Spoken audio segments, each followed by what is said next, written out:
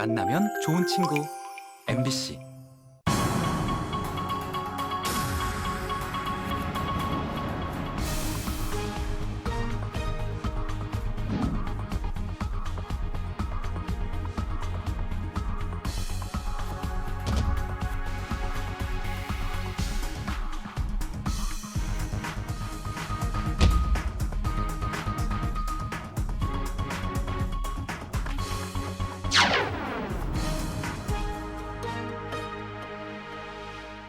각 가정마다 상비 약품을 구비해 놓고 계실 텐데요. 그중에 두통약은 기본 중에 기본이 아닐까 싶습니다. 네. 또 항상 이렇게 자주 머리가 아프신 분들은 두통약을 가지고 다니시기까지 합니다. 맞습니다. 예. 그만큼 두통이 이제 흔하다는 소리일 텐데요. 하지만 일상생활에 지장을 줄 정도로 증상이 심하다면은 네. 약으로만 그칠 게 아니라 병원에 꼭 찾아가 봐야 한다고 합니다. 네.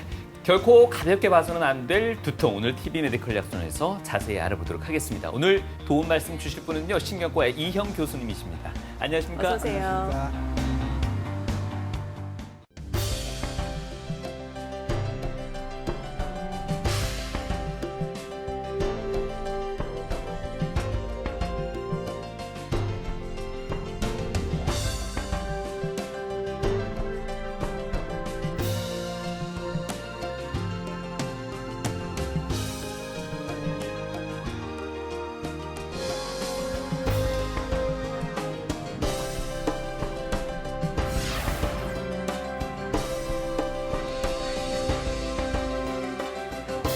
보통 스트레스 받으면 머리가 지끈지끈 아프다라고들 표현하지 않습니까? 그렇죠. 그렇다 보니까 네. 아무래도 두통은 이 현대인의 질병이다라고 생각할 수가 있는데 교수님, 이 두통의 역사가 그렇게 오래됐나요? 예. 예. 두통은 우리 현생 인류가 처음 출현한 20만 년 전부터 예. 저희 인류와 함께했던 증상입니다. 예. 그 당시에 기록은 없지만 가장 오래된 기록을 찾아보면은 네. 3,800년 전에 수메르인이라고 고대 이집트 문명보다 더 앞서서 문명을 이뤘던 수메르인의 기록에 의하면은 네. 갑자기 하늘에 별빛이 반짝반짝거리고 앞이 컴컴해지고 이어서 머리가 아프더라라는 기록이 있습니다. 그것이 오늘 아마 펜두통 앞에 있는 시각 조짐 반짝반짝 빛나는, 또한 기원전 1000년 전에 예. 저희가 잘 알고 있는 종이 식물인 파피루스, 네. 거기에 서해진 글씨를 보면은 예. 머리가 너무 아파 깨져 죽을 뻔했다 라고 적혀 있을 만큼, 그 당시에는 아마 그것이 악마가 씌워져서 그렇다 해서 수술 행위를 할 만큼, 이처럼 이 두통은 네. 우리 인간과 가장 오래전부터 그렇네요. 우리와 함께 동고동락했던 우리의 친구였습니다. 그분들의 머리를 아프게 했던 원인은 뭘까요? 그분들은 아마 그 당시에 예. 파피루스에 적힌 거는 보면 예. 악마에 사로잡혀서 그랬다 했는데, 그거는 뭐 주술적인 거고, 그렇죠. 역시 아마 여러 가지 추위나 더위나 어떤 살아가기 각박해서 지금 현대인처럼 스트레스가 원인이 아닐까라고 그랬을까요? 생각을 합니다. 네. 예. 참 지금까지도 해결이 잘 되지 않는 두통을 호소하는 인구가 참 많이 있잖아요. 맞아요. 하지만 워낙 흔하다 보니까 이 머리 아픈 걸로 이게 굳이 병원까지 찾을 일인가 이렇게 생각하시는 분들도 많이 계신 것 같습니다. 예. 교수님을 찾아오는 분들이 많이 계신가요? 예, 두통 환자들은 정말 많습니다. 저희 신경과 외래에 오늘 환자의 한 20에서 25%가 두통을 호소합니다. 특히 1차 의료 기관에 오는 환자의 가장 흔한 증상은 두통입니다. 이러한 두통이 아마 현대인의 점점 두통 환자가 늘어나고 있습니다. 신평원 통계에 의하면 최근 5년 사이에 무려 21%에서나 환자가 더 늘어나는데, 물론 여러 가지 이유가 있겠죠. 어떤 가장 큰 이유로 제 생각은 50대 이후에 고혈압이나 당뇨가 있는 분들이 두통이 있으면 흔히 뇌혈관 질환, 뇌졸중이 올 거라는 그런 두통 어지러움이 뇌졸중의 증상이란 사회적 인식이 보편화된 것도 큰 이유가 될 수 있고, 네. 또한 스마트폰을 많이 보고 전자기구에 노출되다 보니까 이런 스마트폰을 오래 보면서 척추에 잘못된 습관, 네. 또한 이런 시각 자극이 펜두통의 유발 인자가 될 수 있습니다. 또한 현대사회가 얼마나 경쟁이 치열한 사회입니까? 그렇죠. 정말 취업 절벽, 그래서 일상생활인 학업과 직장에서 젊은이들 너무 힘듭니다. 스트레스로 인한 두통이 점점 증가되고 있는 게 오늘날 두통 원인의 증가의 큰 원인이 아닐까 생각을 네. 합니다. 네. 머리 아픈데 이 신경과 안 가고 옆방에 신경외과 찾아가시는 분들도 종종 있으실 것 맞아요. 같은데 좀 헷갈립니다, 이건. 예. 흔히들 예. 신경과 신경외과 뭘 하느냐. 그렇죠. 제가 전공이 하던 90년도 시대에는 신경과, 정신과, 신경외과 구별을 못했습니다. 지금 많이 좋아졌는데 크게 신경과 신경외과는 중추신경, 말초신경, 신경계 이상으로 인한 질병을 치료한다는 것은 동일한데 예. 신경과는 주로 약물 치료를 하는 거고 음. 신경외과는 수술적인 접근을 하는 거죠. 제가 주로 하는 어지럼 두통 그 약물 치료가 우선입니다. 그 신경계의 대표적인 질환이 뇌졸중, 뇌전증 역시 대부분 약물 치료지만 가령 뇌출혈이 커서 예. 혈종을 제거해야 된다든지 약물로 치료되지 않는 난치성 뇌전증 이런 경우 수술을 다 합니다. 결국 현대의학은 서로 협진, 신경과 신경외과 협진 가운데서 환자를 위한 최선의 치료에 꽃을 피울 수가 있겠습니다. 어딜 가도 상관은 없겠습니까? 처음엔 신경과에 오셔야죠. 예. 머리가 깨질 듯이 아프다, 네. 뭐 뒷골이 당긴다, 욱신거린다. 이 두통으로서는 표현이 참으로 다양합니다. 그렇습니다. 그런 말인즉슨 두통의 종류도 좀 많다라는 말이 아닐까 싶은데 어떻습니까? 두통의 종류가 참 많습니다. 예. 국제두통학회 분류에 보면 무려 200가지 이상의 오. 두통의 원인이 있습니다. 예. 그걸 크게 이런 1차성, 2차성 두통으로 나눌 수 있는데 여기 보시다시피 2차성 두통이라는 거는 두통을 일으킬 만한 원인이 내 영상, CT, MR 이런 데서 영상에서 그 이상 소견을 확인할 수가 있습니다. 예를 들어 뇌 종양이 보이면 뇌 종양으로 인한 두통이 2차성 두통입니다. 대표적인 게 뇌혈관 질환, 뇌졸중, 뇌종양, 감염, 두개강 뇌압의 상승 및 저하, 머리의 외상 이런 뚜렷한 원인이 영상이나 각종 검사에서 발견되면서 오는 게 2차성 두통이고 대부분 근데 1차성 두통입니다.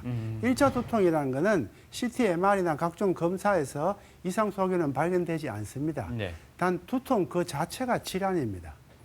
전체 두통 중에서 2차성 두통은 한 1 내지 2%. 물론 2차 두통이 가장 생명을 위협할 수 있는 중요한 두통이겠죠. 네. 두통 클리닉에 오는 환자의 한 10%가 2차성 두통이지만 그러나 2차성 두통은 놓치면 안 되는 매우 위험한 두통이고 1차 두통은 두통 그 자체가 질환으로 대표적인 게 긴장용 두통, 오늘 주로 말씀드린 펜두통, 지름 두통 등등이 있습니다. 네. 아무래도 대학병원에 오시는 분들은 1차 두통보다는 2차 두통이진 않을까 하는 두려움 때문에 찾아오시는 분들이 많으실 것 같고요. 예. 그런 분들에게는 항상 MRI가 또 이렇게 필요한가요? 대학병원에 응급실에 오는 분들의 한 30~40%가 2차성 두통인데 예. 2차성 두통을 예고하는 두통은 크게 이런 것이 있습니다. 첫째, 50세 이후에 새롭게 발생한 두통. 여기서 50세라는 의미는 대체로 1차성 두통은 50대 이전에 옵니다. 즉 두통은 비교적 젊은 중년층이 오는 거, 노년층보다는 젊은 사람이 많습니다. 근데 50대 이후에 전혀 안 아프던 분이 갑자기 두통이 오면은 네. 그거는 2차성을 생각할 수 있습니다. 두 번째, 벼락 치듯이 네. 두통이 이렇게 아픈 건 처음이다 할 만큼 망치로 때리는 듯한 강한 두통이 수초 이내에 정점을 찍는 그런 두통은 뇌혈관 질환의 가능성이 많습니다. 세 번째, 열이 나면서 머리가 아픈 경우. 이런 경우 우리 머리를 사고 있는 막이 있습니다. 그 막에 염증이 오는 흔히 뇌염, 뇌수막염이 있습니다. 네 번째는 누우면 두통이 좋은데 일어나기만 하면 아픕니다. 그런 경우는 두개강 뇌압이 떨어지는 이런 뇌압의 어떤 증가 상승에 따른 두통. 또 임신 때 중기, 후기에 없던 두통이 생기면 상당 경우가 2차성 두통입니다. 또한 자다가 머리 아파 깬다. 네. 이런 등등의 소견이 보이면 반드시 신경과 전문의를 찾아서 2차성 두통을 의심해 봐야 합니다. 네. 네. 앞서 두통의 종류가 상당히 많다라고도 이야기를 해주셨는데 예. 그러고 보면은 뇌가 좀 통증에 참 민감한 기관이지 않을까 싶은데 또 뇌 자체만은 통증을 느끼지 못한다 이런 이야기도 있더라고요. 맞습니까? 네, 맞습니다. 그 실질적으로 우리가 네. 느낀다는 건 뭡니까? 머리에서 느끼죠. 뇌가 느끼니까 당연히 사람들은 내 안에 이상이 있을 거라고 생각하는 그렇죠. 그게 뭐 적기 정상적인 합리적인 의심입니다. 예. 그러나 실제로 뇌신경세포, 뉴런이라 하죠. 뉴런. 이 뉴런은 통증을 느끼지 못합니다. 오히려 뇌를 둘러싸고 있는 막, 경막, 지주막과 그 막에 연결된 혈관들, 또 12개의 뇌신경, 또 이런 우리 눈, 코, 귀와 부비동, 코 주위에 이런 조직, 이런 쪽과 또 상부 척추신경, 상부 경추 척추신경 이런 조직에 통증을 느낍니다. 그래서 어떤 자극이 있으면 이 구조물들이 예민하게 반응해서 통증을 네. 느낍니다. 네. 우리가 흔히 이제 머리 아프다는 건 뇌는 아니다 이 예, 말씀이신 거예요. 내 안 자체의 뉴로는 예. 통증 수용기가 없습니다. 그렇군요. 교수님 어떻습니까? 전 세계 인구의 90% 정도가 두통을 경험했다라는 말이 있는 것 같은데 저는 그 이상일 수도 있을 거라는 생각이 드는데 교수님 어떻게 생각하십니까? 저는 100%라 생각합니다. 100% 생각하시나요? 단지 예. 너무 가볍게 일회성으로 오니까 기억을 못하죠. 우리가 평생을 살면서 머리 한 번 안 아픈 사람은 없을 겁니다. 그러니까요. 그러나 20살 때 머리 아픈 거를 70살에 어떻게 기억을 하겠습니까? 예. 가볍게 오니까 그 인지를 못합니다. 국내 두통의 1년 유병률은 보시다시피 평균이 60%입니다. 1년 동안에 5천만 명의 우리나라 국민들 중에 60%가 한 번은 앓는다는 거죠. 네. 가장 흔한 거는 긴장형 두통입니다. 30.7%. 그러나 긴장형 두통은 병원에 오지 않습니다. 대부분 가벼운 두통입니다. 펜두통은 가볍지가 않습니다. 그래서 펜두통이 두 번째고 병원에 오는 두통은 50% 이상이 압도적으로 펜두통입니다. 네. 그만큼 가볍지 않은 두통이고 네. 그 외에 펜두통이 한 유형으로 만성 매일 저런 경우는 한 달에 아픈 날이 훨씬 더 많습니다. 환자들 중에 저는 한 달 동안 안 아픈 날이 거의 없어요. 저렇게 아픈 경우는 만성 펜두통 합병증입니다. 1.8%면 약 2%죠. 우리나라 인구 100만 명이 매일 두통으로 시달립니다. 이 두통이라는 것이 아주 흔하고 네. 삶의 질에 떨주지만 제대로 환자로서 인정을 못 받는 사회적인 편견 이런 것들이 많아. 특히 펜두통이 그렇게 심해요. 네. 그래서 나이와 성별에 따른 펜두통 유병률을 다시 한번 살펴보면 전체 인구 중에 10%, 15%, 10%만 잡아도 500만 명이 펜두통에 1년 동안에 앓은 경험이 있다는 거죠. 여성 7명 중에 1명, 남성 15명 중에 1명입니다. 근데 이 그림을 보시면 여성, 남성에서 17세부터 60세 이상의 전체 주기에서 펜두통의 어떤 발생의 어떤 그래프를 보는 겁니다.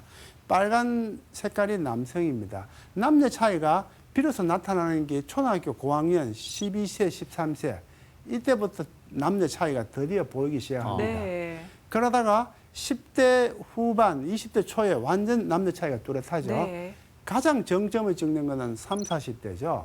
30, 40대 여성과 남성은 약 4대 1로 여성이 압도적입니다. 예. 30, 40대 여성이 어떻습니까? 한참 가정활동, 사회, 육아활동 할 일이 많죠. 애들 학원도 라이더 해야 되고 등등이 많은데 이 펜두통으로 인해서 특히 병원에 오는 펜두통의 80%, 90%는 여성입니다.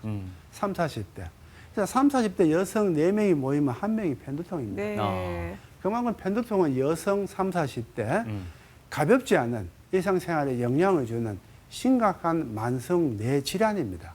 이거는 뇌 질환입니다. 네. 사진에 안 보여서 질환이 아닌 것이 아니고 예. 이 자체가 뇌 질환입니다. 이렇게 30, 40대 여성이 편두통에 취약한 이유가 특별히 있을까요? 예, 여기에 대한 많은 연구가 있는데 네. 일단 여성이 남성보다 많은 이유와 같이 연관해서 설명을 하면은 10대 초반에 그 초등학교 고학년 때부터 2차 성징이 보이죠. 남녀 이제 사춘기 2차 성징이 네. 되면서 여성 호르몬이 분비가 되기 시작합니다. 그러다가 임신, 생리, 네. 생리가 되면은 보통의 펜두통 환자들이 생리 때 두통을 더 호소합니다. 네. 약 5% 미만에서는 오로지 월경 때만 두통이 오는 월경 펜두통이 있습니다. 이 경우 아주 심합니다. 그런 이유는 여성 호르몬이 생리 직전에 감소합니다. 그래서 펜두통은 뒤에 나오지만 변화를 싫어합니다. 내 신체 내부의 변화를 싫어하는데 여성 호르몬인 에스트로겐의 농도가 떨어지면서 생리를 시작합니다. 그래서 이 여성 호르몬인 에스트로겐이 떨어지기 때문에 변화가 있어서 우리 펜두통성 뇌가 민감하게 반응을 합니다. 네. 그럼 임신은 어떨까요? 임신은 상대적으로 펜두통 환자들이 해피한 날입니다. 특히 펜두통 환자의 대부분은 임신하면 좋아집니다. 그러나 4 내지 8%에서 두통이 악화되고 임신 때 펜두통이 좋아지는 이유는 여성 호르몬이 항상 일정하게 유지가 됩니다. 생리가 없잖아요. 네. 그래서 이 임신 때는 대부분 좋아지고 수유와도 관계해서 보통 이런 출산을 하고 나면 다시 또 펜두통이 생깁니다. 원래의 모습으로 되돌아가죠. 즉 체질이죠, 이거는. 그러나 이제 수유를 하면은 일부에서는 이 수유에서 통증을 없애주는 옥시토신이라는 물질이 분비돼서 일정 부분에서는 두통이 완화될 수가 있습니다. 그럼 여성이 이제 폐경 단계가 있지 않습니까? 네. 폐경이 되면 대체로 여성은 여기도 이렇게 보시다시피 60 이후에는 감소합니다. 네. 그러나 우리나라 여성의 데이터를 보면은 손주를 봐서 일이 많아서 그런지 60대 이후의 여성들이 물론 그전에 편두통 있었던 분이죠. 좋아지는 경향은 있지만 여전히 고생하시는 분들이 많습니다. 그것도 어떤 여성 호르몬의 농도의 변화는 없죠. 이제 폐경이 되니까 아예 떨어진 상태로 그대로 있는 거죠. 또 하나 이런 호르몬 관계에서 설명드릴 것이 바로 경구 피임약이죠. 경구 피임약을 먹으면은 3분의 1은 두통 차이가 없고 3분의 1은 더 나빠지고 3분의 1은 더 좋아집니다. 결론적으로 별 차이가 없다는 거죠. 그러나 경구 피임약에서 꼭 중요한 거 꼭 기억하셔야 될 거는 젊은 여성이 담배를 태우는 젊은 여성이 조짐이라는 것은 두통 있기 전에 알려주는 예고탄입니다. 네. 시각 조짐, 갑자기 눈앞에 번쩍번쩍 빛나는 그런 조짐이 있는 편두통 여성이 담배를 태우면 뇌졸중의 위험이 무려 10배 증가됩니다. 그래서 경구 피임약을 드시는 여성은 흡연을 하면 안 됩니다. 편두통 환자들. 네. 전체적으로 여성 호르몬과 편두통은 밀접한 관계가 있고 네. 그래서 여성이 많은 질병 10대 후반, 20대, 30대, 40대, 50대 초반까지 열심히 그러다 폐경되면 좀 좋아지는 경향. 근데 한국인의 여성은 폐경 이후도 네. 여러 가지 원인으로 두통이 지속되는 그런 형태로 볼 수 있다. 사실 저는 정신적 스트레스적 요인이 더 큰 줄 알았는데 네. 막상 말씀을 듣고 나니까 여성들의 어떤 생리적인 어떤 요인들이 편두통에 많은 영향을 미치고 있다는 걸 알게 된 것 예. 같고요. 예. 반면에 남성들은 나이대별 차이가 크지는 않습니다. 오히려 50대 이후로는 스트레스, 편두통이 조금 더 줄어드는 경향인데 이건 어떻게 설명할 수 있을까요? 대체로 50대 이후에 남녀는 줄어드는데 예. 남성들은 어떤 이런 편두통과 연관되는 여성 호르몬 분비가 거의 일정하니까 실제 남성들에서는 이 차이가 그렇게 심하지 않죠. 연령에 따라서. 그래서 남성들이나 여성이나 어떻든 50대 이후에 줄어드는 게 맞습니다. 예. 근데 한국 여성은 특이하게도 이거는 외국인 데이터일 수도 있지만 아하. 60대 이후에도 줄어들지만 꽤 남아 있습니다. 제가 보기엔 그런 것들은 아마 여전히 손주 보고 힘든 일들이 많아서 여성들이 네. 쉬지를 못하는 네. 한국 여성만이 가지는 문화적인 배경이 들지 않겠나. 예, 알겠습니다. 자, 이토록 이제 교수님의 말씀 속에서 저희가 잘못 알고 있었던 부분들 내지는 또 오해하고 있었던 부분들이 하나하나 또 이렇게 또 밝혀지는 재미가 있는데요. 실제 두통에 대한 그 오해와 진실 저희가 하나하나 또 PT를 보면서 설명을 들어보도록 하겠습니다. 두통에 대한 오해와 진실에서 예. 참 가장 많이 듣는 이야기가 한쪽 머리가 아프면 편두통이다. 네. 그게 한쪽 틀린 머리. 말인가요? 예. 이 편두통에 대한 편이 척을 말하잖아요. 예. 한쪽. 우리나라와 중국, 일본처럼 한자를 쓰는 민족에서는 이런 경향이 강합니다. 예. 그래서 환자분 중에서 편두통이라고 왔는 사람 중에 편두통 별로 없고 편두통이 아니라고 생각하고 왔는 사람 중에 편두통이 제법 있는 이유가 예. 대표적인 게 한쪽 머리만 아프면 다 편두통이래요. 그렇지 않습니다. 편두통은 한 60%는 한쪽만 아프지만 40%는 양쪽이 동시에 아플 수도 있고 한쪽에서부터 시간 지나면 반대쪽으로 넘어갈 수가 있습니다. 그래서 한쪽 머리가 아픈 거는 편두통의 특징은 맞지만 이것만 있다고 해서 편두통이 되는 건 아니라는 겁니다. 네. 두 번째, 흔히 신경성문 두통이 생기는 두통은 신경성 두통, 긴장류 두통이라고 생각합니다. 네. 신경을 많이 쓸 때 두통이 오고 네네. 그러니까 난 긴장류, 신경성이라 할 수 있는데 그렇지 않습니다. 오. 그럼요. 신경이 직접적인 원인이 되는 경우는 긴장류 두통입니다.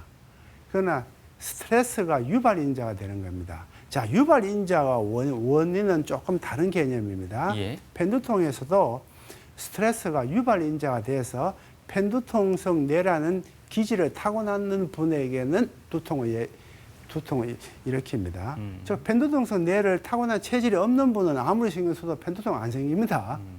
그러나 신경을 쓸 때 생기는 두통이 긴장성 두통은 그런 타고난 체질에 관계없이 모든 사람들이 신경을 쓰면 그것이 원인이 되어서 근육이 수축되고 눌리고 쪼이는 묵직한 느낌의 두통이 올 수 있습니다. 그래서 신경을 써서 생기는 두통은 모두 긴장 두통이다. 틀렸습니다. 네. 예. 자, 세 번째는요. 예, 또 하나 체하고 머리가 아프면 위내시경을 해야 한다. 제가 아는 환자들 중에 매년마다 내시경하고 그 경험 많은 소화기 내과 선생님이 신경과에 가보세요라고 말한 분이 있습니다. 예. 편두통을 알 수 있는 가장 간단한 한 문장으로 정리하면 환자분 두통 있을 때 자주 체합니까? 그래 물었을 때 예, 저 체하면 두통이 있어요 하는 분은 거의 90% 이상 확률이 편두통입니다. 체하면 두통이 동반된다는 예. 말씀이시죠? 그러면 그거는 편두통인데 네. 편두통이 정상으로 오는 거를 위가 문제가 있어서 오는 걸 오해를 하는 거죠. 그래서 우리가 편두통이라는 게 두통만 오는 게 아니고 다른 동반되는 증상이 있습니다. 네. 대표적인 게 소화기 증상, 오심, 속이 더부룩하고 얹힌 느낌, 불편하고 답답하고 속이 메스꺼운 느낌.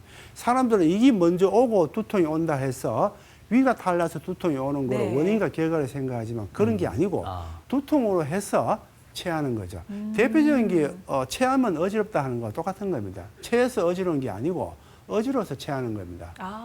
그래서 이렇게 오시는 분들 네. 제 환자 중에 매년마다 5번 내시경해도 정상이었어요. 자기는 체한 걸로 알고 있는 거야. 그게 아니고 편두통 때문에 소화 정상이 문제 오는 겁니다. 그건 또 처음 알게 된 사실인 것 같습니다. 저 개인적으로는요. 네. 근데 편두통 환자를 그 짧은 시간에 편두통을 알 수 있는 가장 중요한 냄새는 환자분 혹시 체하면은 머리가 아플 때 자주 체하면 두통 오나요? 하면 예약하면 편두통입니다. 단 장염은 복통 설사가 있죠. 네, 네. 그런 거 없이. 알겠습니다. 네. 그리고 마지막으로 네 번째는요? 흔히 환자들이 제 눈을 속 잡고 당기고 싶대요. 눈알이 맞아요. 빠지도록 아프고 예. 좀 표현이 그렇지만 포크로 파내고 싶다. 어우. 무섭죠. 예. 얼마나 힘드시면. 그 얼마나 네. 힘들겠어요. 네. 그래 되면 흔히 안과를 갑니다. 왜? 눈이 아프니까. 그렇죠. 네. 이 녹내장이 통증이 심합니다. 그럼 물론 녹내장은 시력의 저하가 같이 동반되겠죠. 이런 경우는 시력의 저하가 없이 안통이 상당히 심합니다. 그래서 안과에서도 경험 많으신 안과 선생님들은 신경과 가보세요라고 추천을 합니다. 이처럼 편두통에 관계되는 많은 오해와 진실이 있습니다. 네. 그렇네요. 새롭게 알게 된 것들이 오늘 많이 있었습니다. 이게 뭐 전부는 아닐 것 같고요. 또. 네. 예.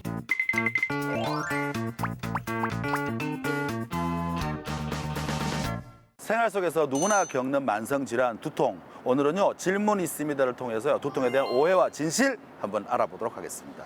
선생님, 머리가 아프다. 머리가 아프다. 두통이 심하다 예, 하면은 많은 사람들이 성격의 이야기를 많이 합니다. 예. 정말로 성격이 예민하신 분들이 두통에도 예민하게 반응하는가요? 그것이 일종의 두통에 대한 사회적인 어떤 잘못된 인식, 편견이에요. 그래서 흔히 너는 성격이 예민해서 뭐 그것도 못 참는데 나도 머리 아픈데 난 잘 참고 있다. 멘탈이 약해. 네네. 참아야지. 정신적이 그렇게 말하지만 실제 편두통 환자에서 그 두통은 일상생활에 장애를 줄 만한 심각한 강도의 두통이에요. 그거를 몰라주고 직장에서도 그걸 모르고 심지어 같이 사는 남편조차 몰라서 그 서운함과 그 섭섭함, 분노 또 이런 두통으로 인해서 내가 일상생활에 지장이 있으니까 그래서 느끼는 정말 자괴감, 나는 왜 이럴까, 이런 전체적으로 그런 것들이 편두통 환자에서 상당한 문제가 되는데 그거를 단순한 성격이 예민하니 멘탈이 약하니 정신력이 부족하니 그렇게 말하는 것 자체가 편두통 환자를 더욱더 힘들게 하는 거죠. 그것이 사회적 편견이 많고 편두통은 15세에서 49세 여성에서 일상생활에 장애를 주는 1등 질환입니다. 편두통은 만성적인 뇌질환으로 네. 결코 가볍지 않습니다.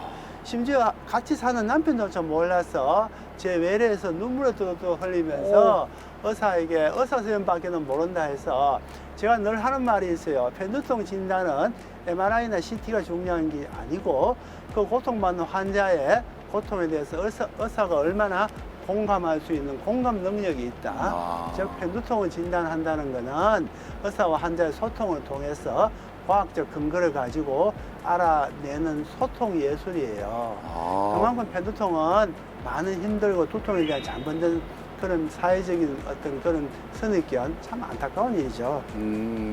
두통이 심한데 게다가 뭐 너 성격이 그렇다 하는 건 네. 더 힘들죠. 힘들게 만드는 예, 거군요. 밤낮으로 일교차가 심한 날씨를 경험하게 되면 두통이 오는 경우가 있더라고요. 혹시 겨울철에 두통이 더 심하게 나타나는 경우가 있습니까? 그게 바로 일교차 날씨의 변화에 민감한 게 편두통입니다. 편두통은 기본적으로 이 변화에 민감한 거예요. 이 변화라는 거는 개인 인체 내부의 변화와 외부 환경의 변화가 있죠. 외부 환경의 변화에 가장 중요한 게 날씨예요. 습도, 기온, 기압. 어떤 분들은 꼭 추운 겨울에만 두통 옵니다. 어떤 분들은 또 날씨가 더운 날에만 두통 옵니다. 개개인의 체질에 따라서 날씨의 변화에 민감하고 편두통이 없는 분들에게는 아무런 영향을 주지 않는데 네. 편두통 환자에서는 날씨의 변화가 민감한 데를 자극해서 두통의 문턱을 줄이는 겁니다. 그래서 날씨의 변화에 따라 두통 온다면 그분 대부분 편두통이에요. 그렇게 좀 인식할 필요가 예, 있겠군요. 예, 예. 근데 앞서 이야기하신 것 중에 조금 걸리는 게 편두통을 그렇게 타고난 체질이 있고 이제 그런 경우에는 뭐 이렇다 이렇게 이야기를 하셨습니다. 이것도 타고나는 건가요? 예, 결국? 타고났습니다. 아이고, 네. 부모로부터 물려받은 체질입니다. 그런 사람이 따로 있단 말이에요. 그러면. 예. 그런 분들은 어떻게 해야 될까요? 환자들은 묻습니다. 선생님, 저는 왜 편두통 생길까요? 편두통성 뇌, 타고난 체질, 유전적 소인입니다. 부모를 원망할 수는 없지 않습니까? 타고난 체질로 편두통성 뇌를 가진 사람이 우리나라 500만 명이 있습니다. 10%만 잡아도. 이런 편두통성 뇌는 한마디로 말하면 예민한 뇌입니다. 예민하고 민감하고 늘 흥분 상태의 뇌고 신경세포가 계속 활성화되어 있는 뇌입니다. 그래서 어떤 그런 빛이나 소리, 냄새, 신경에 예민하게 반응해서 두통의 역치, 문턱이 낮아지죠. 그래서 남들에게서는 불편하지 않는 냄새에 본인은 두통으로 느끼는 거죠. 그래서 편두통성 뇌는 타고나서 편두통은 솔직히 상당히 유전적인 경향이 있습니다. 그러나 뚜렷하게 유전자가 정립된 건 아닙니다.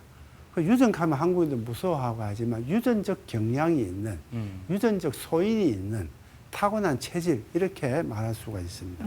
보통 사람 보통 예민한 사람이라는 표현을 쓰는데 그런 예민한 사람과 예민한 뇌는 어느 정도 이렇게 공통된 부분이 있습니까? 공통된 부분이 있다고도 볼 수 있습니다. 예. 우리가 편두통성 환자들은 냄새를 잘 맡습니다. 일반적으로 어떤 냄새 나지 않는 상황에서도 본인은 그 냄새를 맡을 수 있죠. 그거는 우리 뇌신경세포가 끊임없이 일을 하는 거예요. 신경세포가 열심히 일을 해서 일반인들이 느끼지 못하는 역치의 어떤 자극에도 네. 반응을 하는 겁니다. 네. 뒤에 나오지만 그게 반드시 나쁜 건 아닙니다. 생존과 어떤 일에서는 또 중요한 역할을 합니다. 네. 세계적으로 유명한 사람 중에 편두통 정말 많습니다. 통찰력이 있고 타자의 사회에 도움이 되는 그런 뇌인데 단지 이런 자극에 예민해서 네. 통증으로 괴로워하는 거죠. 네. 그래서 이걸 조금 더 자세히 설명을 드리면 편두통성 뇌라는 것은 변화에 예민하다. 이 여기서 말하는 변화라는 것은 신체 변화와 주위 환경의 변화입니다. 먼저 신체 변화라고 말하면 이런 신경선언 문제, 스트레스, 생리, 수면, 식사, 시어자 달린 것만 제가 기억하기 쉽도록 다 가지고 그렇게 왔습니다. 되네요. 예. 이런 문제 나중에 또 차차 설명을 합니다. 그 외에 우리가 통제되지 않는 네. 날씨, 계절, 기온, 기압, 습도, 소리, 빛, 냄새 여러 가지 자극에 대해서 늘 감지하고 흥분 상태에 내려서 뇌신경세포 활동성이 아주 높아요. 그래서 유전적 소인이라고 하면 맞습니다. 그래서 편두통을 유발한 뇌가 따로 있습니까? 하고 물어보면 오입니다. 맞습니다. 그러나 이런 뇌는 주위 환경 변화에 민감하게 대응해서 생존에 필요한 정보를 수집, 처리하는 능력이 아주 뛰어난 생존과 성취에 유리한 뇌입니다. 우리 편두통성 뇌를 가진 사람은 늘 일하는 워커홀릭 뇌고 네. 타자의 고통을 헤아려주고 통찰력이 있고 이 사회에 어떤 도움이 되는 그런 좋은 머리를 태어났어요. 네. 그래서 남들보다 상당히 업무의 처리 능력도 뛰어나고 아주 활발하고 타자의 고통도 헤아릴 수 있는 통찰력이 있는데 단 요 두통 문제는 좀 취약해서 네. 근데 요즘 뭐 약이 좋아서 충분히 조절될 수 있습니다. 네. 아마 그 네 번째 주위 환경 변화에 포함될 수도 있을 것 같은데요. 미세먼지에 좀 민감해서 편두통이 느껴지신다는 환자분도 계신데 이것도 맞는 말인가요? 네, 충분히 가능합니다. 요즘 우리 뭐 3월, 4월, 5월 핫 이슈가 미세먼지잖아요. 네. 중국발 황사. 이 미세먼지와는 심뇌혈관 질환들, 신경성 뇌졸중, 폐암을 포함한 각종 암에 대한 데이터는 많이 있지만 사실 편두통의 데이터는 별로 없어요. 네. 그러나 앞에 말씀하신 것처럼 미세먼지라는 것도 날씨, 기후의 어떤 그런 움직임인가 그런 변화에 민감하게 미세먼지가 든다는 건 어떻든 이런 기온, 기압, 습도, 날씨의 변화예요. 이런 변화에 민감하게 대응하죠. 네. 펜두통이. 그리고 이런 미세먼지 내에 있는 입자들에 의해서 알레르기 반응, 눈 작업, 호흡기 작업 이런 신체가 더욱더 힘들어지면 뇌는 더욱더 흥분하는 거죠. 그래서 결국 미세먼지가 충분히 펜두통이 있는 미세먼지가 왕성한 시기에는 네. 펜두통 속 뇌가 괴로워서 두통을 일으키라고 합리적으로 추정해 볼 수가 있습니다. 네. 앞서 이렇게 좀 민감한 뇌로 두통을 잘 느끼는 뇌로 타고난 사람이라고 한다면 그럼 어쩔 수 없이 계속 두통을 느낄 때마다 이렇게 근본적인 치료보다는 그때그때 해결할 수 있는 방법밖에는 없는 걸까요? 뭐 성격을 무디게 할 수는 없잖아요. 네. 네. 그 펜두통은 네. 타고난 체질이고 네. 이는 부모로부터 물려받은 유전적 소인이라서 단기간의 치료로 완치되는 병은 아닙니다. 마치 고혈압과 같은 이유입니다. 예. 그러나 의사와 환자와의 소통을 통해서 충분히 조절되고 관리될 수 있는 만성병입니다. 저희도 고혈압이 있다고 나는 안 낫는다 불치병이라고 생각하지 않지 않습니까? 그래서 펜두통도 뒤에 나온 내용처럼 여러 가지 치료를 통해서 충분히 조절, 관리되는 만성병으로서 결국은 이 아픈 환자의 두통에 대해서 의사가 얼마나 공감하나 네. 소통, 공감과 소통이 펜두통 진단의 핵심입니다. 네.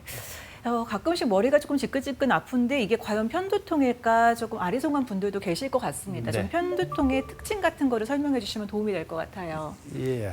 내 두통이 네. 펜두통일까라고 말할 때 제가 앞에도 말씀을 드렸지만 체하면 머리가 아프다는 사람 거의 펜두통입니다.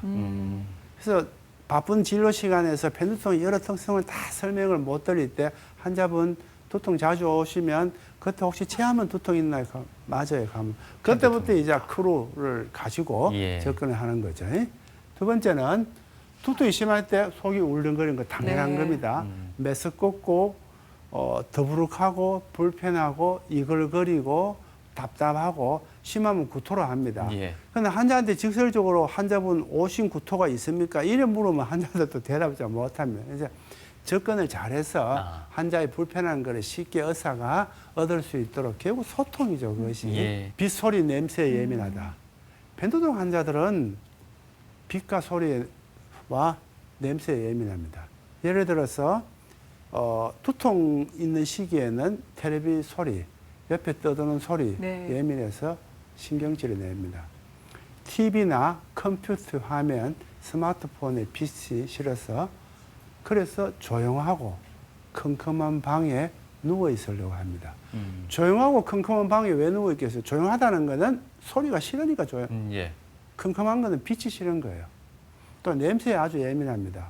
즉 끊임없이 흥분하고 활성화되어 내기 때문에 일반적인 사람이 인지 못하는 냄새도 잘 맡습니다. 특히 주부 30, 40대 여성들이 화장실 청소하려고 락스 뿌렸다가 그날 하루 종일 두통으로 누워지는 분도 있고 네네. 특히 한국인의 펜두통은 역겨운 냄새에 상당히 예민해요. 뭐 비린내 이런 거. 네. 또 향수에 취약한 부분도 있고 각자 자기 특성의 냄새가 있어요. 예. 그런 냄새에 예민해서 그런 것이 펜두통이 펜두통은 사실은 두통도 있지만 이런 부가적인 증상들 이게 더 중요하다는 거죠. 예. 이걸 잘 알아야지 펜두통 진단을 하는 겁니다. 네. 또 하나는 움직이면 두통이 심해져. 아주 특징적인 증상입니다. 그래서 움직이면 두통이 심해져요라는 분들은 제가 할게 두통이 있는 시기에는 누워서 불을 끄고 가만히 있죠. 왜 눕겠습니까? 움직이면 불편하게 그런 거예요. 네. 마치 펜두통 환자들이 두통 있는 도중에 움직이면 여기서 움직인다는 과격 운동이 아닙니다. 그저 화장실 가는 일상생활 정도. 머리 안에 골이 흔들흔들 거리는 거예요. 그래서 펜두통 환자는 대부분이 머리 아플 때 약 먹고 누워서 조용한 컴컴한 방에서 한숨 자야 해결됩니다. 네. 누워서라는 거는 움직이기 싫은 거고 끔끔한 거는 빛이 싫은 거고 문 잠그는 거는 소리가 싫은 거예요. 그래서 체하면 머리 아프다는 단어하고 혹시 환자분 두통 있는 시간에는 끔끔하고 조용한 방에 누워서 가만히 있으려고 하는 경향이 있습니까? 하면 맞습니다. 하면 펜두통입니다. 그러면 펜두통은 이런 외부 자극에 예민합니다. 네. 물론 한 번 아파서 할 수는 없는 거죠. 여러 번 반복하는 거죠. 보통 5회 이상 반복할 때 펜두통의 진단을 붙일 수가 있고 이건 가볍지가 않습니다. 한나절 이상 한나절, 반나절 제가 사전을 찾아보면 4시간, 6시간 하는 분들 적어도 4시간 이상 네. 보통은 한 오늘 오전에 아프면 저녁 때 돼야 정신 차립니다. 물론 약을 먹지 않았을 때. 약을 먹으면 조금 더 빨리 좋아질 수 있고 생리 때 두통, 네. 월경 편두통도 있고 하기 때문에 또 하나는 뭐 편두통은 유전적 요인이 있어서 엄마, 언니도 아파요. 가족적인 경향, 뭐 생리 때 두통 이거 다 중요하지만 가장 중요한 거는 체하면 머리가 아프다. 빛과 소리, 냄새에 예민하다. 움직이면 머리 아파요. 이 세 가지 단어만 조합하면은 편두통 진단이 나옵니다. 마지막으로 그 세 가지 한 번 더 강조해 주실까요? 예. 편두통의 대표적인 예, 증상. 예. 체하면은 두통이 온다는 분들 대부분 편두통입니다. 예. 빛과 소리, 냄새에 예민하고 움직이면 머리가 아파서 누워 있으려는 경향. 이런 현상이 있는 분들은 편두통을 아시고 병원에 찾아주셔야 합니다. 저희가 앞서 편두통의 대표적인 증상까지 다시 한번 또 강조를 해드렸는데요. 그런 증상 보이면 편두통이다! 라고 이렇게 얘기를 하시나요? 아니면 따로 진단한 또 기준이 있으신가요? 예, 진단 기준이 있습니다. 예. 그게 국제 진단 기준이 따로 있습니다. 두통학회. 그 두통학회 진단 기준에 의하면 어떻든 지금 반복해야 됩니다. 조짐이 없는 편두통은 5회 이상 두통이 반복돼야 되고 예. 시각 증상 같은 조짐이 있는 편두통은 2번 이상 두통이 반복해야 되는데 그 두통이라는 거는 약을 먹지 않았을 때는 한나절 이상 보통 진단 기준은 4시간에서 3일 이내는 두통이 없어져야 되는 겁니다. 예. 그리고 두통의 특징은 아까 말한 일척성 한쪽에서 시작하는 거. 그러니까 꼭 이게 절대적이 아니라고 제가 이야기를 했지 않습니까? 두 번째 박동성. 박동성이라는 의미를 이렇게 이해하시면 됩니다. 심장 박동이 뛰듯이 욱신. 뭔가 리듬감과 박자감이 있어요. 예. 혈관 맥박이 뛰듯이 찌끈찌끈. 그래서 환자들은 이렇게 표현합니다. 머리가 아플 때 마치 내 머리 안에 심장이 뛰는 것 같아요. 스프링이 올라갔다 내려갔다는 것 같아요. 이런 박동성. 그러나 환자들이 이런 박동성으로 다 호소하면 얼마나 진단하기 쉽겠습니까? 예. 때때로는 그렇게 호소하지 않고 그럼요. 눌린다, 무겁다. 그건 긴장성 두통이거든요. 신경성 두통을 오해할 수가 있어요. 예. 그리고 우리나라 한글이 주는 의미는 워낙 많아가지고 두통 어지럽다를 이야기하는 표현이 수십 가지예요. 네. 그러니까 욱신, 찌끈찌끈이 대표적이지만 뭐 짓눌린다, 무겁다, 땡긴다라고도 표현할 수 있기 때문에 이 한쪽에서 시작하는 거하고 박동성도 중요하지만 더 중요한 거는 움직임에 의해서 악화된다는 거죠. 네. 머리가 아프면 움직이기 싫어하는 거예요. 그렇죠. 움직이면 마치 내 머리 안에 심장이 뛰는 것 같아서 누워있으려는 경향이 있다는 거죠. 또한 아까 말은 강조했지만 두통 외에 다른 증상이 동반하는 거죠. 구역 혹은 구토. 요거는 호건으로 되어 있기 때문에 속이 메스껍 없든지 구토 있으면 더 좋고 그러니까 빛과 소리는 엔드로 연결돼서 두 개 같이 있어야 돼요. 그러나 이거는 어떤 학문적인 입장에서 진단 기준이고 네. 이런 거는 실제 외래 베이스에서는 아까 말한 체하면 머리가 자주 아프나요? 네. 그리고 움직이면 머리가 아프나요? 빛과 소리, 냄새 중에 어떤 거 한 개라도 힘드냐 이런 물으면 거의 편두통입니다. 네. 보통 환자분들 보면은요, 며칠은 아프다가 또 안 아프다가 안 아프다가 한다. 내지는 뭐 골이 띵하다. 등등 정말 다양한 표현들을 쓰시지 않습니까? 예. 이거 어떻게 기준을 삼아서 진단을 내리셔야 될까요? 편두통은 기본적으로 아픈 날이 있고 안 아픈 날이 있는 사파성, 사파라는 건 하나의 에피소드가 있습니다. 예. 저 편두통을 한 달 내내 앓는 경우가 만성 편두통입니다. 지금 말하는 거는 사파성으로 하나 에피소드 하나를 이야기하는 거고 예. 그런 편두통이 있고 나서 또 다시 정상생활을 합니다. 그러다 또 아픈 거고 지금 말씀하시는 띵하게 하루 종일 아픈 거는 예. 그거는 편두통이 아닐 가능성이 많습니다. 네. 그래서 편두통 환자가 자주 하는 말들을 보면요. 가장 중심인 게 체하면 머리 아파요. 이게 핵심적인 상황이고 소리에 예민하니까 조금만 시끄러워도 짜증이 나요. 네. 네. 눈이 빠질 것처럼 아파요. 생리 때마다 꼼짝을 못해요. 저는 모든 거 다 되려고 하면 약 먹고 한숨 푹 자야 돼요. 그리고 낮잠, 안 자던 낮잠도 2-3시간 자면 머리가 아파요. 라고 호소할 수 있고 특히 감기 기운이 있으면 머리가 아파요라는 분들이 있습니다. 감기 기운이 있으면 머리가 아파요. 저는 감기약을 먹으면 머리가 좋아져요. 저는 늘 감기를 가지고 살아요. 그분 편두통입니다. 감기가 아니고. 예. 가볍게 생각했던 두통으로 병원 신세까지 졌던 김정혜 씨. 그 고통은 그녀의 일상을 갉아먹었다. 20대 때부터 두통은 자주 있었어요. 그래서 그때는 두통약을 먹든지 진통제를 먹으면 이제 완화되고 진통이 가라앉으니까 괜찮았는데 얼마 전부터는 이제 심각하게 뭐 몇 알 먹어도 듣지 않는 정도였습니다. 실생활이 힘들죠. 이렇게 움직이는 것도 힘들고 말하는 것도 힘들고 모든 게 다 힘들죠. 30년을 따라다닌 지긋지긋한 두통. 몸에 별다른 문제도 없었기에 괜찮겠지 하고 두통을 가볍게 여긴 대가는 컸다. 어느 순간부터 약을 먹어도 머리의 통증이 조절되지 않는 것이었다. 72시간, 즉 3일 지나도 두통이 지속적으로 나타나는 편두통의 합병증인 만성 편두통으로 약간만 움직여도 두통이 심해지고 속이 오심 구토가 있어서 거의 일상생활이 힘든 정도의 매우 어려운 상황이었습니다. 송곳으로 머리를 찌르는 듯한 통증에 어지럼증까지 동반하는 만성 편두통. 평소 두통약을 지나치게 의존하게 되면 나타나는 증상인데 김정혜 씨가 그 경우다. 이러한 만성 편두통 환자의 고통을 덜어주는 새로운 치료법이 있다. CGRP 표적 항체 주사라 해서 배꼽이나 어깨 쪽에 피하 주사를 맞음으로써 먹는 약에 비해서 현저히 효과도 좋고 약이 부작용도 없는 환자분도 그 치료를 입원해서 하였습니다. 한 달에 한 번씩 이 주사를 꾸준히 함으로써 편두통 환자에게 많은 도움을 줄 거로 생각하고 있습니다. 운동은 어느 정도 하십니까? 운동은 그냥 예. 다른 운동은 없고요. 예. 걷기, 산책. 50분 정도 해서 일주일에 한 3번, 4번 하면은 예방약 먹는 만큼 효과가 있어요. 진작 병원에 가지 않은 것.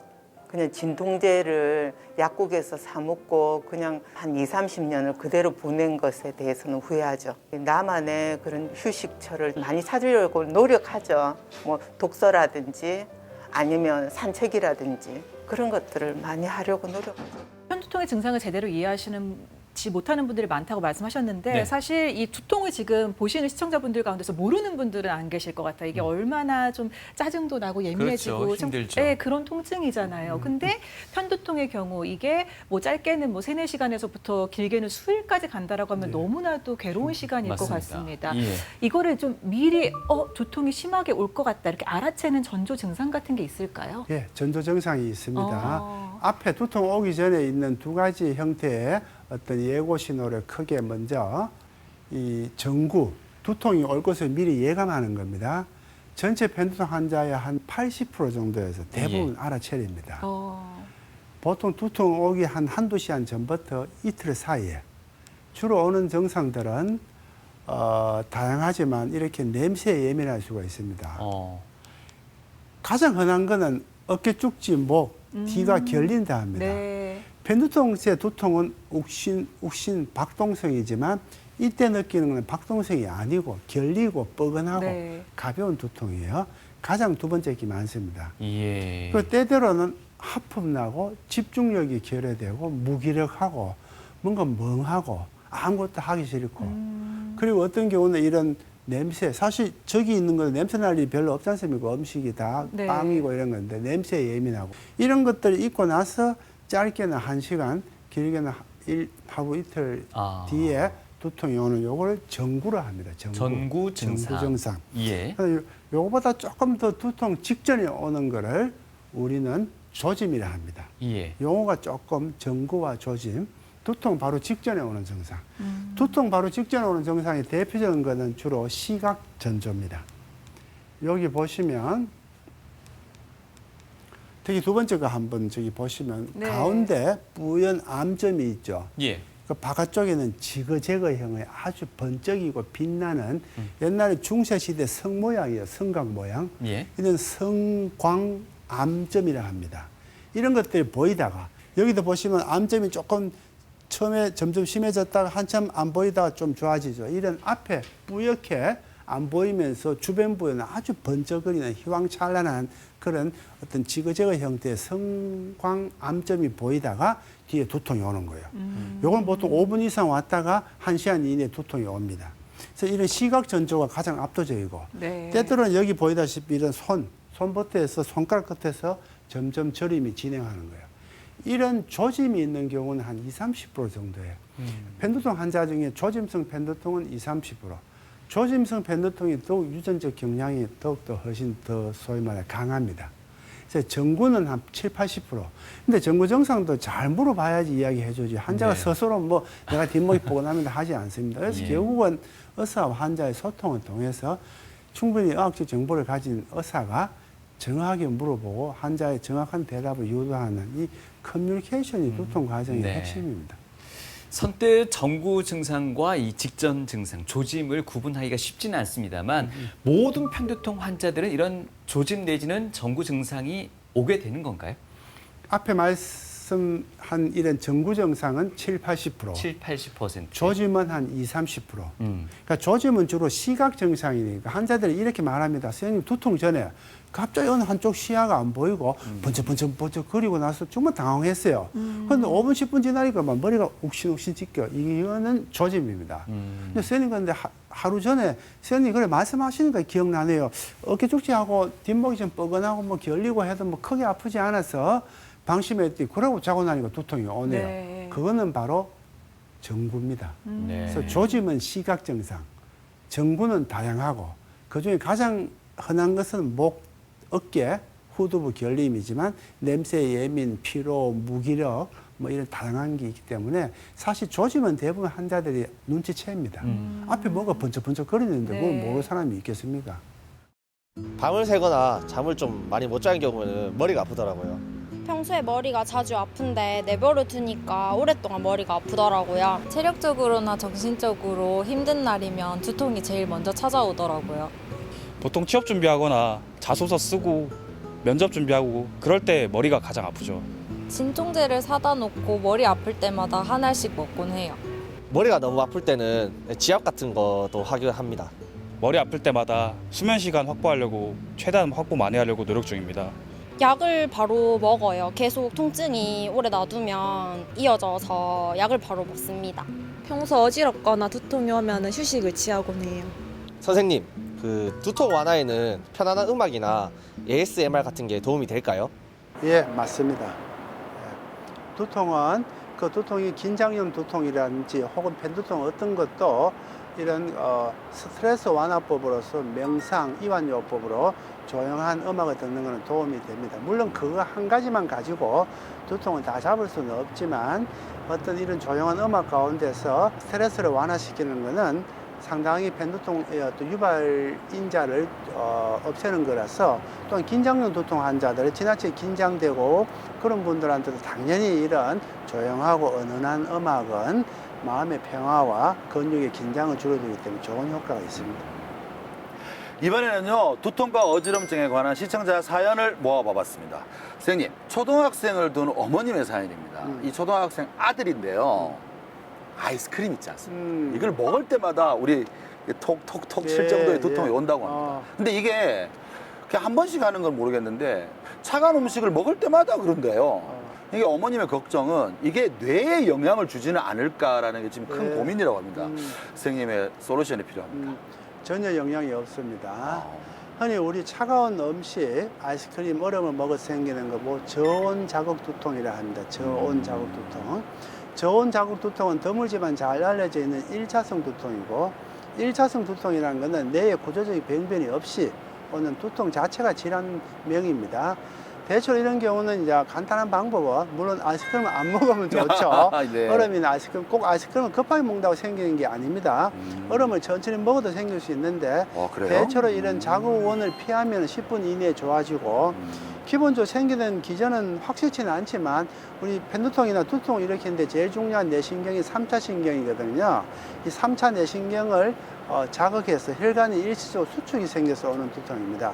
그러나 어머니 말씀대로 머리에 상처는 전혀 없으니까 아무 걱정 안 하셔도 됩니다. 이 때리는 건 괜찮은가요? 예. 그래 습관적으로 때리게 되더라고요. 그 관계 없습니다. 우리 머리는 단단하게 보호받기 때문에 두개골로 보호받기 때문에 그 정도 때려서는 아무런 문제 없습니다. 네. 선생님, 이번 사연은요, 40대 남성의 사연입니다. 이분이 두통약을 좀 오랫동안 복용을 했던 모양입니다. 근데 언제부턴가 두통약을 한 알 안 되고 두 알 안 되고 점점 먹어도 전혀 두통에 호전이 없다고 하는데요. 이게 보통 흔히들 내성이 생겼다 뭐 이렇게 바라보고 있는데 이분은 너무 고민이 되는 거예요. 이 두통을 어떻게 해결해야 될지. 선생님 해결해 주십시오. 야, 참 그 걱정스러운 부분입니다. 두통약을 먹을수록 두통이 더 심해지는 거기에 문제가 이제 우리나라 쉽게 약을 처방받을 수 있잖아요. 네. 의사 없이 약국에서 흔히 복합 진통제, 아세트아미노펜이나 아스피린에다가 약간의 혈관 수축제, 거기다 카페인이 들어있는 약이 있어요. 이름만 해도 다 할 수 있는 많은 약들이 있어서 쉽게 두통이 좋아지지만 그런 약을 남용하면은 약물 과용 두통이 올 수 있습니다. 그런 약물 과용 두통이 오면은 만성 매일 아파요. 만성 매일. 그래서 편두통 환자들에서 가장 걱정스러운 두통이 최악의 결과가 만성 편두통 그리고 약물 과용 두통인데 두통약을 먹으니까 역설적 두통이 더 심해지는 거예요. 또 찾게 되잖아요. 예. 그래서 그런 경우는 병원에 오셔서 이 해독 작용, 중화 작용을 해야 돼요.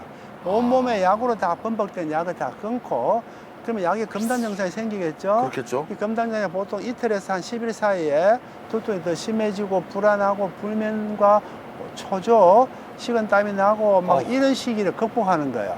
그래서 병원에서 수액제제도 맞고 여러 가지 약을 쓰면서 그래서 보통 한 2, 3개월 정도의 오랜 고통이 있습니다. 담배 끊는 거 힘든 것처럼 약물 과용 아주 어려운 일이고 그래서 의사의 상담 하에서 한 달에 10일 이하로 그런 복합 진통제를 먹어야 되는데 처방 없이 먹는 관계로 이거를 무분별하게 약이 나쁜 건 아닌데 네. 과하게 먹어서 그런 거죠. 그래서 약물 과용 두통은 전체 인구의 한 2% 정도가 있는데 심각해요. 우리나라만 해도 100만 명이 있잖아요. 삶의 질이 완전 헝클어집니다. 그런 게 의사 만나서 즉각적으로 약을 금단해야 돼요. 바로 끊고 입원해서 치료를 하는데 상당히 어려워요. 아마 그분은 일주일에 서너 번 먹는다 했습니까? 예, 일주일에 서너 번뿐만 아니라 자주. 예, 그러면은 한 달에 보통 한 적어도 15번 먹잖아요. 그렇겠죠. 약물 과용 두통입니다. 반드시 의사 만나서 해독과 중화작용 해야 됩니다. 본인의 대단한 의지가 같이 곁들여져야 돼요. 선생님 그럼 두통약 말고라도 다른 뭐 영양제 그다음에 저 질병을 앓고 있는 다른 약들도 많이 먹는 것도 두통의 원인이 되는 거겠죠. 예, 일부 약제들이 두통을 일으킬 수가 있습니다. 그러나 그런 거는 너무 많고 또 그런 영양제를 많이 먹어서 두통이 온다기보다도 어떤 치료 목적으로 쓰는 다른 약제들이 네. 두통을 일으키는 경우가 있습니다. 대표적으로 남성 전립선 때 쓰는 약제 이런 경우도 어지러운 관계 두통이 올 수가 있습니다. 그렇군요. 약이 부작용으로 오는 거고 우리 옛말에 와 과유불급이라고 그렇죠, 있죠. 그렇죠. 과하면 차라리 모자란 만 못하다고 두통약이 그런 거예요. 문제는 너무 쉽게 구할 수 있다는 것도 큰 문제인 거예요. 커피 먹지, 진통제 막 먹지 이러니까 뭐 계속 두통이 더 심하니까 더 먹죠. 악순환이 계속 흐르는 거예요. 그렇군요. 시청자 사연을 통해서 병원에 꼭 가야 할 1차성 두통에 대해서 알아봤습니다. 꼭 기억해야 될 것은요. 두통 환자일 경우에는 잘못된 습관, 즉 만성적으로 약물 과다 복용이니까요. 절대 잊지 말아 주시기 바라겠습니다. TV 메디칼 약손 다음 이 시간에는요. 두통을 올바르게 이기는 법, 극복하는 법에 대해서 이영 교수님과 알아보도록 하겠습니다.